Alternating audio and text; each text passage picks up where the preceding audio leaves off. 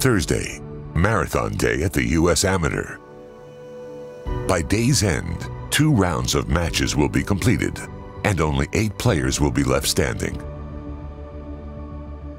Out on the golf course, final preparations are underway. The USGA Championships intern from the University of Illinois, Katie Malcolm, has spent her summer primarily focused on course setup, but has also acquired a vast amount of invaluable knowledge along the way. I've definitely learned a lot about the rules. I think playing golf, you have like a very basic knowledge of the rules. And then, taking the rules quizzes and talking about the questions with people from the rules staff, you get a whole new perspective. And then even out here doing setup, you learn how to look at like a future hole location and assess, is it good? Will it be easy? Will it be tough? Another person keenly aware of every subtle nuance at Ridgewood is Gil Hans. Back in 1995, Gil, along with his partner Jim Wagner, were tasked with restoring Ridgewood while keeping Tillinghast's original vision intact. This club is probably one of the longest relationships we've had professionally. It's going close to 30 years, but it's been a really special place to us.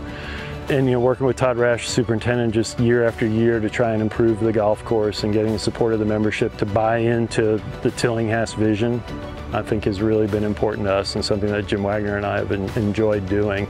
Old school architecture is just so cerebral in the way you need to play it. Most modern players just want to hit it and hit it again. The level of precision required on these great old golf courses is really high, and it's fun for me to watch these younger players, have that also be part of the equation as opposed to just hitting it long and straight.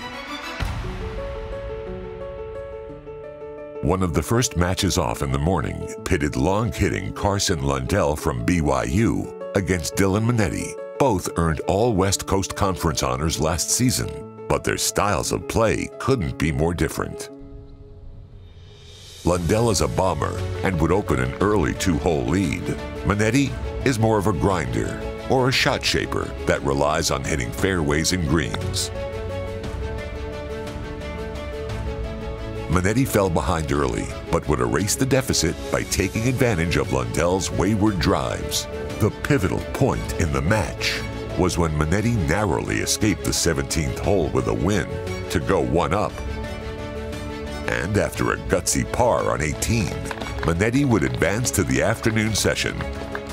But not before a post-game chat with NBC analyst and former U.S. Amateur champion Colt Knost.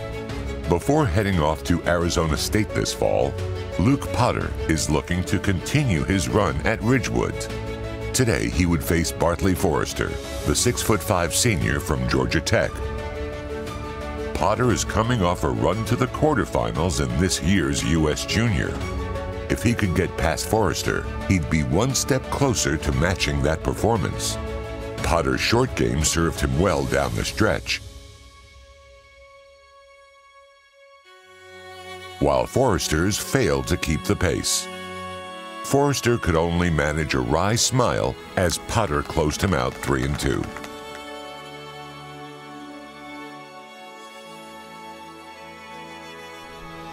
First-team All-Americans Sam Bennett and Fred Biondi would face off in the marquee match of the morning. Both were coming off appearances in the U.S. Open this summer and heading back to their respective schools this fall. Despite their similarities, this match would be a one-sided affair. Biondi was unable to continue the caliber of play he produced earlier in the week. Bennett, on the other hand, was gathering momentum and would birdie 4 out of the last 5 holes of the match to send Biondi home early. One of the more intriguing matches of the championship would capture most of the attention of the fans that came out to Ridgewood on Thursday. Stuart Hagestad, the reigning U.S. Mid-Amateur champion, brought an abundance of experience to the table. Ben James, the #1 ranked junior in the world from Milford, Connecticut, had youth on his side. In the early going, James kept up with Hagestad. They matched birdies on 1, 2, and 4 and would remain tied. But while James stalled, Hagestad kept moving forward. With birdies on 5 and 6, as they reached the 12th, Hagestad was 3 up. The 278-yard par 4 12th hole is known at Ridgewood as the 5 and Dime. Byron Nelson is credited with the nickname because those were the 2 shots that he would hit on this hole. 5-iron off the tee, then a 10-iron onto the green. The conservative approach. Sitting on a 3-up lead, Hagestad decided to be bold. He hit driver, and after his tee shot rested 2 feet from the cup, the conceited eagle put the match out of reach for James. All Ben James could do was remove his cap and shake the elder's hand. Hagestad would dispatch Ben James 6 and 4. Hagestad's morning wrapped early, thanks to 8 birdies and an eagle. While all eyes were focused on the current crop of amateur golf superstars, the Ridgewood Country Club took time on Thursday to honor the gentleman that came here nearly 50 years ago to compete in the 1974 U.S. Amateur. Dave Repetto set out on a mission of contacting as many of the participants as he could, and they joined together on Thursday to reminisce and rekindle old friendships. Larry Liss memorably took down the defending U.S. Amateur champion that year, a young man by the name of Craig Stadler. I was an iron worker, my dad was a coal miner, and we just played around muni courses, and I was 23, and I said, let me try to qualify. It's my first amateur, and Pittsburgh I qualified, and when I got the news that I drew Craig Stadler, I went, wow. My dad called me up and said, well, just go up there and have some fun, you know. If you play good and he plays good, he's going to beat you. So just relax and have a good time. So I came up, you know, just not expecting much. For today's eclectic group of stars, there was no time to waste. Just enough time for a quick lunch, then back to the task at hand. I felt like going in, it was wide open. Brian DePasquale, Senior Manager of Championship Communications for the USGA, wasn't surprised to see the variety of players that made it to the round of 16. In the quarterfinals, there were a couple of guys who are playing in their 4th amateur, and it was the first time they ever made match play. The Maxwell Moldovan versus Dylan Minetti match would be of particular interest for one man, captain of the 2023 United States Walker Cup team.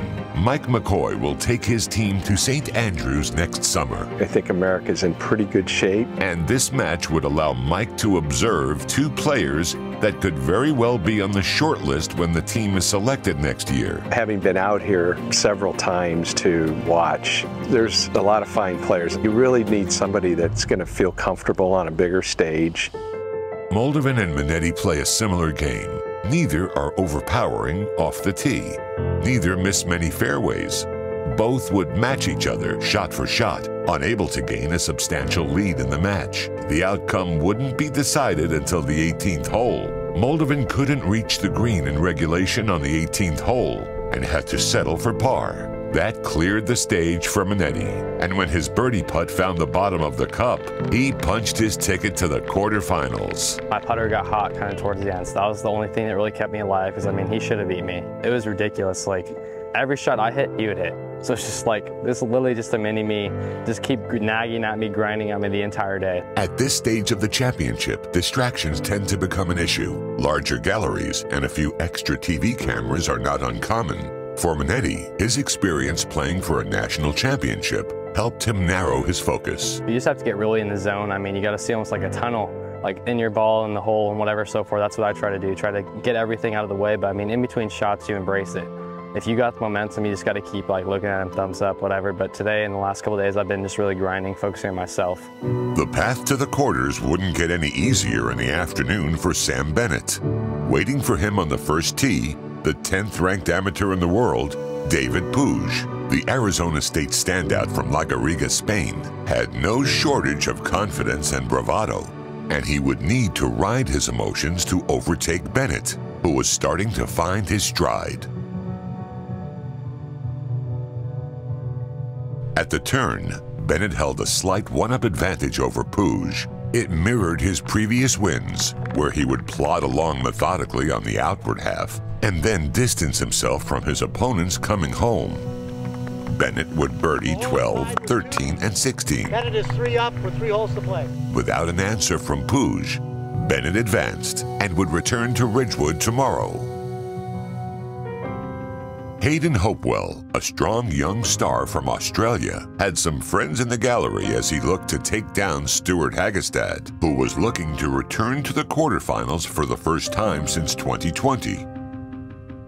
The gallery even included Mike McCoy, checking in on the mid-am that could make his 4th appearance for the U.S. Walker Cup team next September. Hopewell was able to hold a slight lead after 9 holes. The birdies that were plentiful for Hagestad in the morning didn't materialize for him against Hopewell until the 11th hole. The win on the downhill par 3 brought Hagestad to 1 up. 2 late bogeys by Hopewell caused him to lose even more ground, but he charged back on 16 with a birdie to get back to 1 down.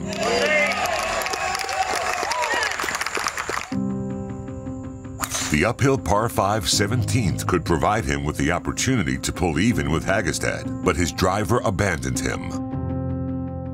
While Hopewell was barely able to advance the ball, Hagestad would reach the par 5 and 2, close out Hopewell, and advance to the quarterfinals. Hagestad was able to keep things in perspective. Surrounded by media, he said, "It's an honor to have made it this far and to keep playing, but I don't think we are at the point in the game where we need to read much more into it than that." As one of the longest days of the week has come to a close, the excitement continues to build in New Jersey as the quarterfinalists prepare to return to the Ridgewood Country Club tomorrow morning. They've positioned themselves just 2 wins away from a date with Mr. Havemeyer.